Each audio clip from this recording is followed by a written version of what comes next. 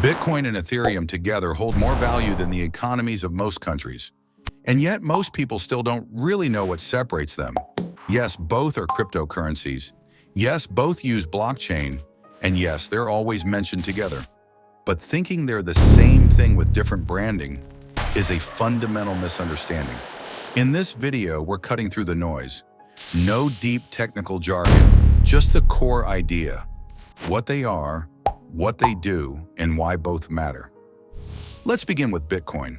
Launched in 2009, it had one clear mission: to function as money. Not controlled, not adjustable, not owned by anyone. No company behind it, no authority in charge, no off switch. Its creator, Satoshi Nakamoto, made a deliberate choice: keep the system minimal. Bitcoin focuses on one role: being a reliable store and transfer of value. Nothing more, nothing less. Its supply is fixed. 21 million coins. Forever. That rule isn't a policy, it's part of the code.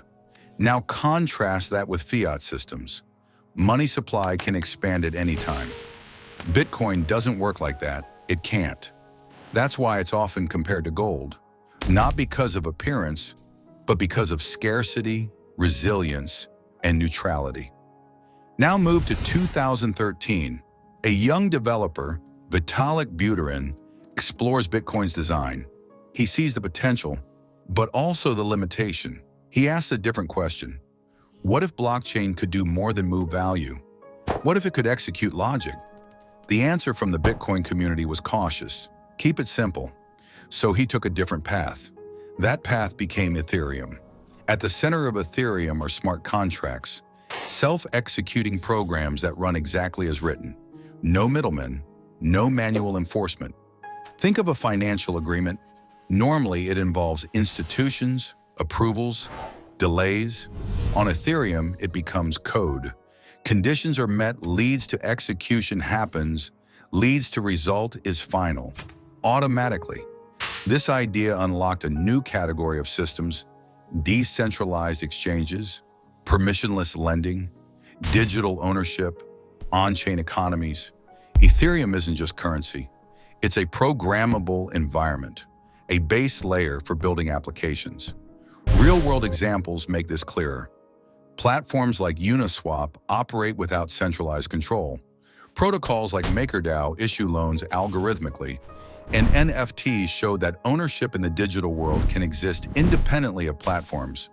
Putting Bitcoin and Ethereum against each other misses the point. It's like comparing a vault to an operating system. One preserves value, the other enables activity. Bitcoin is optimized for stability. Ethereum is optimized for flexibility. Different goals, different designs. So the question isn't which one wins. They're not competing in the same category. In 2022, Ethereum made a major shift. It replaced its underlying consensus model, live, without stopping the network. Previously, proof of work, energy-intensive computation, now proof of stake, security through locked assets. The outcome was dramatic, a massive reduction in energy usage. But more importantly, it highlighted a difference in philosophy. Bitcoin prioritizes consistency. Ethereum prioritizes adaptability. One minimizes change, the other embraces it. Both approaches have trade-offs. Bitcoin's design comes with limits. Transactions aren't instant. Fees can rise under heavy demand, and its functionality is intentionally narrow. Scaling solutions like the Lightning Network aim to improve usability, but they add layers. Ethereum, on the other hand, deals with complexity. More functionality means more risk. Smart contract vulnerabilities have already led to major losses, and competition is intensifying. New platforms are constantly trying to outperform it.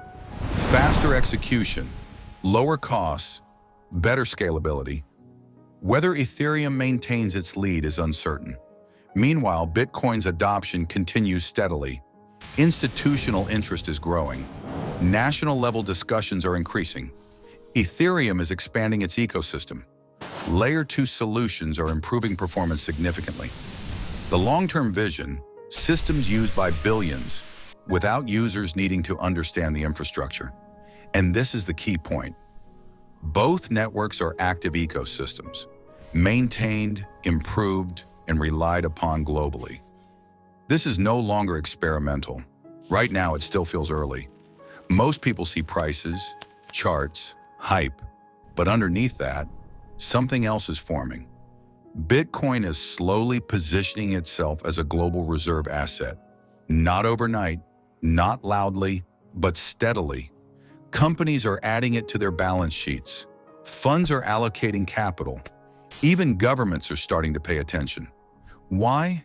Because for the first time, there is an asset that cannot be inflated, seized, or controlled. Now zoom out. At the same time, Ethereum is becoming the base layer for a new kind of internet. Not just websites, but ownership, identity, finance. Imagine using apps where you own your assets. Your identity isn't tied to a company, and rules are enforced by code, not institutions. That shift doesn't happen overnight, but it's already happening, quietly. And here's the important part. You don't need everyone to understand it. You just need enough people building on it.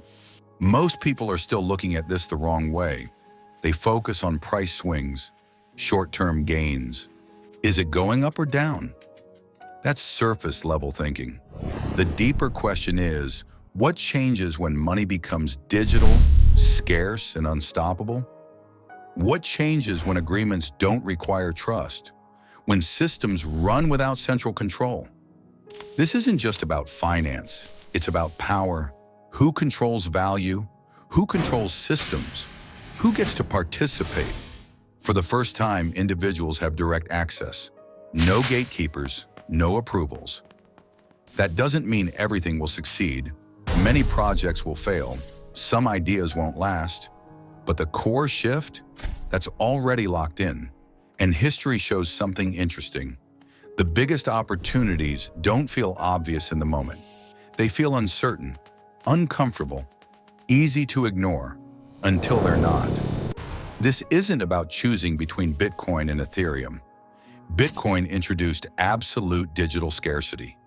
Ethereum introduced programmable coordination. Both represent entirely new primitives. They've survived volatility, regulation, competition. And over time, perception has shifted.